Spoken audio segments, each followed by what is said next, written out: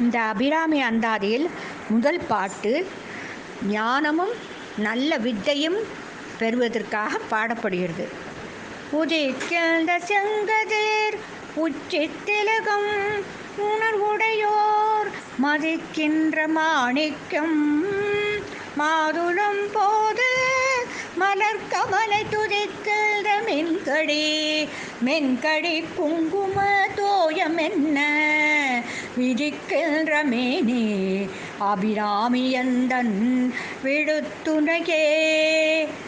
அடுத்தது பிரிந்தவர் ஒன்று சேர துணையும் தொடும் தெய்வமும் பெற்றதாயும் சுருதைகளின் பனையும் கொழுந்தும் பதிகொண்ட வேரும் பனிமலர் பூங்கணையும் கருப்பு சிலையும் பாசாங்குசமும் கையில் அணையும் திரிபுர சுந்தரி ஆவது அரந்தனமே.